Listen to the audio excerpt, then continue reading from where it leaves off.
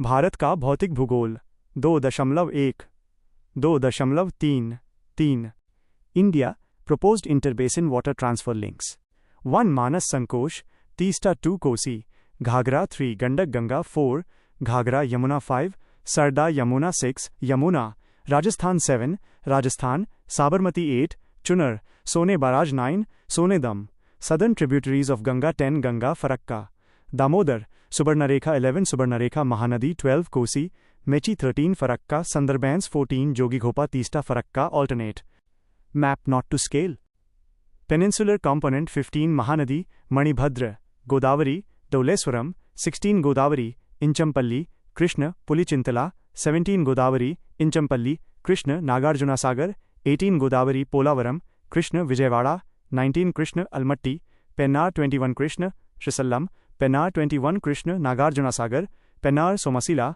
22 Pennar Somasila Cauvery grand anicut 23 Cauvery Kattalai Kalisindh Chambal 26 पर 28 बेट्टी वराडा 29 नेत्रवाटी हेमावाटी 30 पंबा अचंकोविल वालपार 11.12.34 माजिद हुसैन भारत एवं विश्व का भूगोल उपयोग किया जाता है।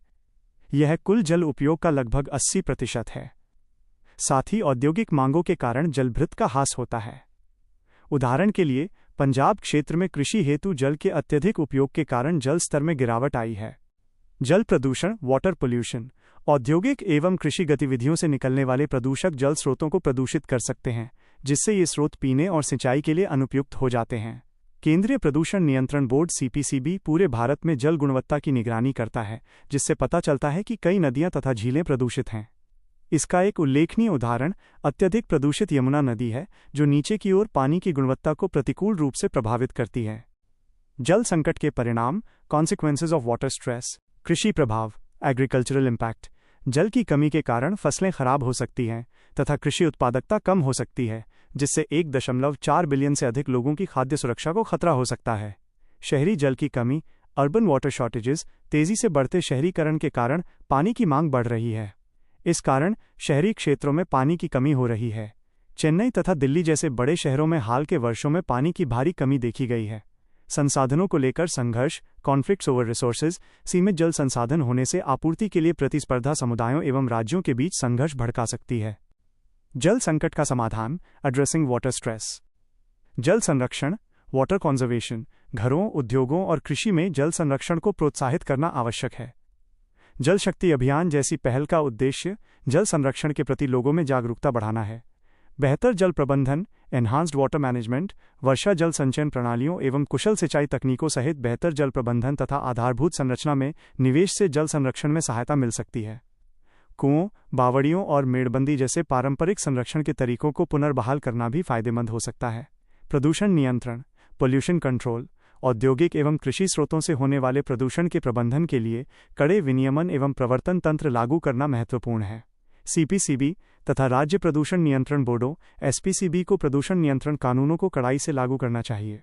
राष्ट्रीय हरित न्यायाधिकरण एनजीटी की स्थापना का उद्देश्य जल प्रदूषण सहित पर्यावरणीय चुनौतियों का समाधान करना है। नदियों को जोड़ना रिवर लिंकिंग नदियों को जोड़ने की पहल भी अधिक प्रभावी जल संसाधन प्रबंधन में योगदान दे सकती है।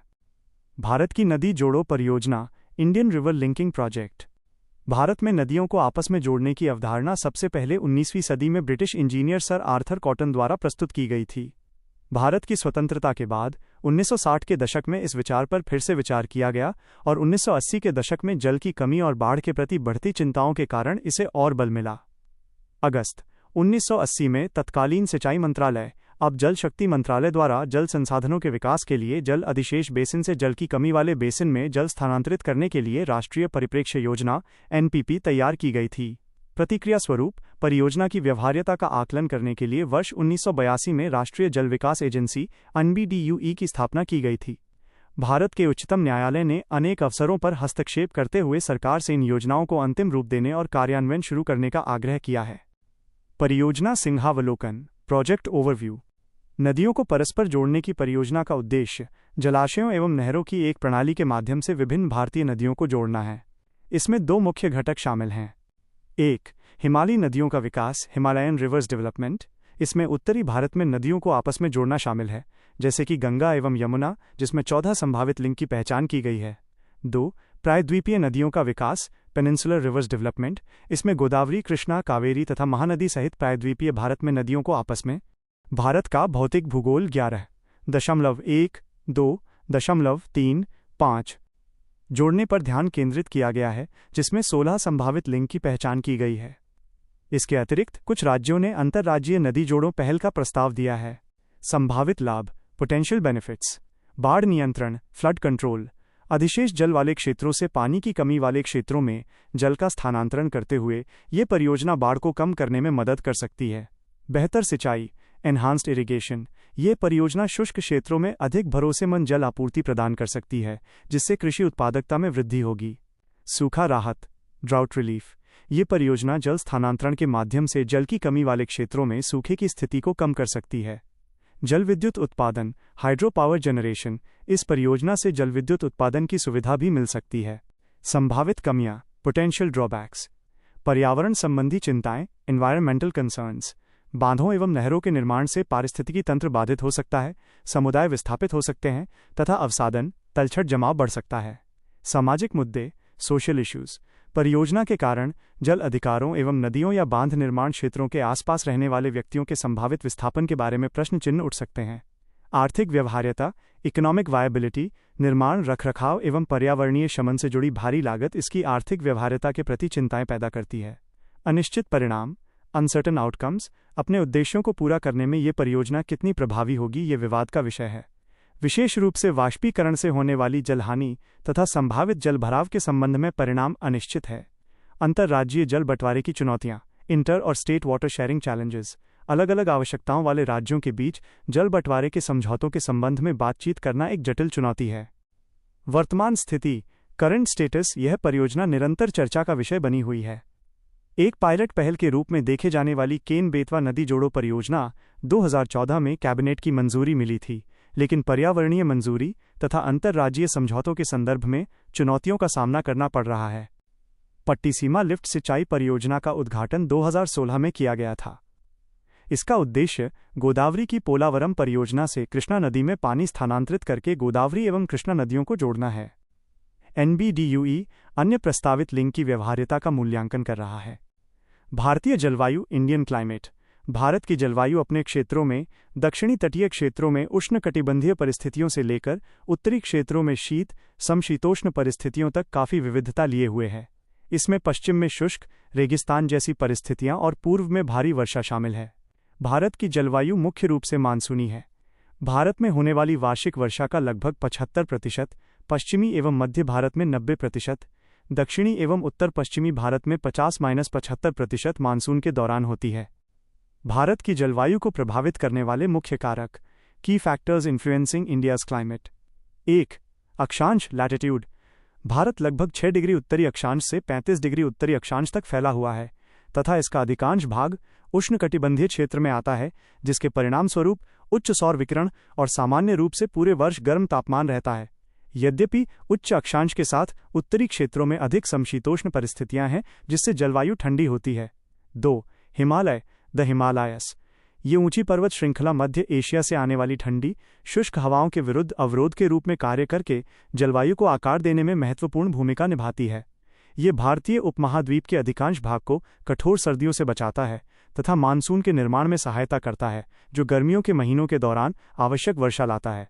ठंडी हवाओं को रोकना, ब्लॉकिंग कोल्ड विंड्स। हिमालय ठंडी हवा को भारतीय उपमहाद्वीप। 11.1.2.36 माजिद हुसैन। भारत एवं विश्व का भूगोल में आगे आने से रोकता है, जिससे अधिकांश क्षेत्रों में हल्की सर्दियां सुनिश्चित होती हैं। मानसून को प्रभावित करना, मॉनसूनल इन्फ्लुएंस। हिमालय अवरोध के रूप में कार्य करके भारत भर में नमी से भरी मानसूनी हवाओं को दिशा प्रदान करने में मदद करता है, जिससे मानसून प्रणाली देश के कृषि चक्र के लिए महत्वपूर्ण हो जाती है।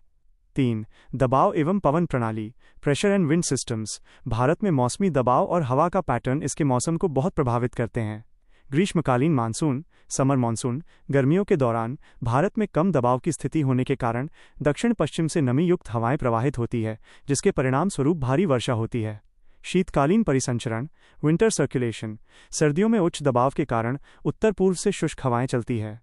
यद्यपि उपोष्णकटिबंधीय पश्चिमी जेट से पश्चिमी विक्षोभ आते हैं, जिससे विशेषकर उत्तरी भारत में कभी कभी सर्दियों में वर्षा होती है। 4.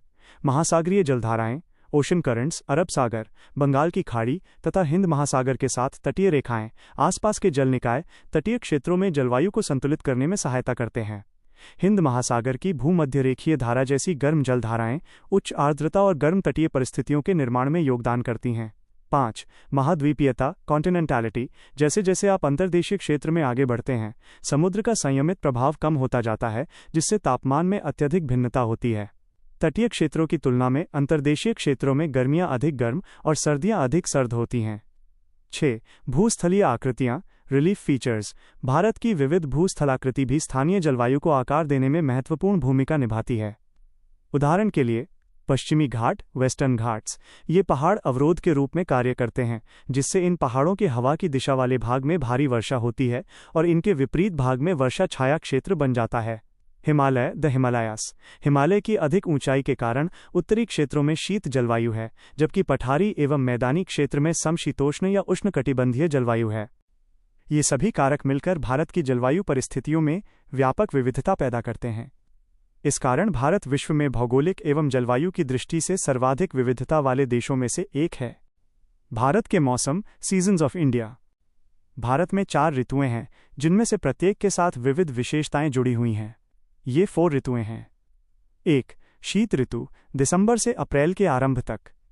2. ग्रीष्म ऋतु, अप्रैल से जून, उत्तर पश्चिम भारत में जुलाई तक होती है। 3. आता मानसून, जून से मध्य सितंबर। 4. लौटता मानसून, मध्य सितंबर से दिसंबर। आइए इन सभी ऋतुओं को एक एक करके समझते हैं। शीत ऋतु, विंटर सीजन। यह शुष्क, शीत परिस्थितियों, उच्च दाब एवं न्यून तापमान वाला मौसम होता है। यह विशेष रूप से भारत के महाद्वीपीय भागों में पाया जाता है। भारत के उत्तरी भागों, विशेषतः सिंधु गंगा के मैदानों में प्रायः कोहरे का निर्माण करता है, जो कुछ स्थितियों में धुंध या कोहरे में बदल सकता है। इन क्षेत्रों में पाला पड़ना भी सामान्य बात है। इस अवधि के दौरान तापमान बहुत कम होने से प्रायः प्रदूषण का आवरण बन जाता है, जिसमें धरातल के पास प्रदूषक फंस जाते हैं। इस मौसम में अपतटीय उत्तर पूर्वी व्यापारिक पवनें चलती हैं। इसके अतिरिक्त इस मौसम में बहुत कम उष्णकटिबंधीय चक्रवात आते हैं, क्योंकि अंतर उष्णकटिबंधीय अभिसरण क्षेत्र ITCZ के स्थानांतरण के कारण उच्च दबाव प्रणाली धरातल एवं समुद्र दोनों ही जगह व्याप्त होती है। इन महीनों के दौरान शीतलहरें प्रायः भारत के उत्तरी भागों को प्रभावित करती हैं। इस अवधि में वर्षा पश्चिमी विक्षोभों के कारण होती है, जो उपोष्णकटिबंधीय पश्चिमी जेट द्वारा संचालित होती है। शीत ऋतु में होने वाली इस वर्षा को स्थानीय भाषा में मावट या महावट कहा जाता है, जो इस क्षेत्र में बोई जाने वाली रबी फसलों के लिए महत्वपूर्ण है। पश्चिमी विक्षोभ, वेस्टर्न डिस्टर्बेंसेस। पश्चिमी विक्षोभ WD भूमध्य सागर क्षेत्र से उत्पन्न होने वाले अतिरिक्त उष्णकटिबंधीय तूफान हैं, जो उपोष्णकटिबंधीय पश्चिमी जेट स्ट्रीम के कारण भारत की ओर आते हैं। ये विक्षोभ जैसे जैसे पूर्व दिशा की ओर बढ़ते हैं, भूमध्य सागर, काला सागर तथा कैस्पियन सागर से नमी संग्रहित करते हैं। ये विक्षोभ पश्चिमी भारत का भौतिक भूगोल 11.1-2.37 एशियाई क्षेत्र से गुजरते हुए अंततः हिमालय तक पहुंचते हैं। हिमालय से टकराकर ये अपनी नमी खो देते हैं और उत्तरी भारत में वर्षा का कारण बनते हैं। चित्र 12.13। चित्र 12.13 पश्चिमी विक्षोभ। पश्चिमी विक्षोभ साल भर आते हैं, लेकिन ये मुख्यतः दिसंबर और अप्रैल के बीच ही भारत को प्रभावित करते हैं। ऐसा इसलिए क्योंकि उपोष्णकटिबंधीय पश्चिमी जेट स्ट्रीम, जो इन तूफानों को आगे ले जाती है, शीत ऋतु में अपना रास्ता बदलकर हिमालय की ओर लाती है। इस अवधि में औसतन हर महीने 4 से 6 पश्चिमी विक्षोभ आते हैं। जेट स्ट्रीम वर्ष भर उत्तर की ओर चलते हैं, जो तिब्बत के पठार और चीन से होकर गुजरते हैं। जेट स्ट्रीम की स्थिति सूर्य के स्थान के अनुसार बदलती रहती है। ये स्ट्रीम अक्टूबर में मानसून के लौटने के बाद उत्तरी भारत में दिखाई देते हैं तथा शीत ऋतु में उत्तरोत्तर दक्षिण की ओर बढ़ते हैं। जेट स्ट्रीम फरवरी में अपने सुदूर दक्षिणी स्थान पर पहुंचते हैं और फिर मई के बाद भारतीय उपमहाद्वीप से बाहर निकल जाते हैं। प्रभाव, इम्पैक्ट। 1. सर्दियों में वर्षा, विंटर रेनफॉल। ये विक्षोभ उत्तर पश्चिमी भारत जैसे पंजाब, हरियाणा तथा दिल्ली में सर्दियों में मानसून पूर्व वर्षा का मुख्य कारण है और इनसे हिमालय में बर्फबारी भी होती है। 2. तापमान विनियमन, टेम्परेचर रेगुलेशन। ये विक्षोभ बादल एवं नमी लाते हैं, जिससे अत्यधिक ठंड की स्थिति को रोकने में मदद मिलती है। 3. जल संसाधन, वाटर रिसोर्सेज। इनके कारण होने वाली बर्फबारी के परिणामस्वरूप गंगा एवं सिंधु जैसी हिमालयी नदी प्रणालियों में जल की आवक होती है। यह जल सिंचाई और पीने के पानी के लिए महत्वपूर्ण है। 4. मौसमी परिघटनाएं, वेदर इवेंट्स। ये विक्षोभ भारी वर्षा, ओलावृष्टि तथा आंधी जैसी चरम मौसमी परिघटनाएं ला सकते हैं, जिससे फसलें और आधारभूत संरचना प्रभावित होती है। पश्चिमी विक्षोभों पर जलवायु परिवर्तन का प्रभाव, impact of climate change on western disturbances. आवृत्ति एवं तीव्रता, फ्रीक्वेंसी एंड इंटेंसिटी। जलवायु परिवर्तन से इनकी तीव्रता में बदलाव आ सकता है, क्योंकि गर्म हवा में अधिक नमी होती है, जिससे भारी वर्षा एवं बर्फबारी होती है। पैटर्न या स्वरूप में बदलाव, शिफ्ट इन पैटर्न्स। जलवायु परिवर्तन के कारण उपोष्णकटिबंधीय पश्चिमी जेट स्ट्रीम में बदलाव हुआ है, जिससे ये विक्षोभ और उत्तर की ओर बढ़ रहे हैं। इसके परिणाम स्वरूप भारत में कम वर्षा एवं बर्फबारी होती है। इससे वर्षा का पूर्वानुमान, कृषि हेतु पानी की उपलब्धता प्रभावित होती है। जलवायु संबंधी आपदाएं, क्लाइमेटोलॉजिकल डिजास्टर्स। पश्चिमी विक्षोभ, जो सामान्य रूप से सर्दियों के दौरान भारत को प्रभावित करते हैं, अब गर्मियों के महीनों में भी अधिक बार देखे जा रहे हैं। इस बदलाव का श्रेय आर्कटिक क्षेत्र में तापमान बढ़ने, आर्कटिक एम्प्लीफिकेशन को जाता है, जो गर्मियों के दौरान उपोष्णकटिबंधीय पश्चिमी जेट स्ट्रीम को दक्षिण की ओर कम कर रहा है। गर्मियों में मानसून के दौरान तथा मानसून के बाद की अवधि के दौरान इन विक्षोभों की उपस्थिति दक्षिण पश्चिम मानसून और अन्य स्थानीय संवहन प्रणालियों जैसे बंगाल की खाड़ी या अरब सागर से उष्णकटिबंधीय कम दबाव के क्षेत्रों के साथ परस्पर क्रिया की संभावना को बढ़ा देती है। ये परस्पर क्रिया संभावित रूप से गंभीर मौसम संबंधी आपदाओं को जन्म दे सकती है। आर्कटिक तापवृद्धि। जलवायु परिवर्तन के कारण आर्कटिक क्षेत्र में शेष विश्व की तुलना में 2 से 4 गुना अधिक तेजी से तापवृद्धि हो रही है, विभिन्न अध्ययनों के आधार पर। इसका कारण सतह अल्बिडो प्रतिक्रिया घटना, सरफेस अल्बिडो फीडबैक फेनोमेना है। बर्फ एवं हिम में उच्च परावर्तकता होती है, जिसका तात्पर्य है कि वे आने वाली सूर्य की अधिकांश किरणों को परावर्तित कर देते हैं। जब ये परावर्तक सतहें पिघलना शुरू होती है, तो ये खुले समुद्र जैसे गहरे क्षेत्र में परिवर्तित हो जाती हैं। ये क्षेत्र सूर्य की अधिक रोशनी को अवशोषित कर लेते हैं। इस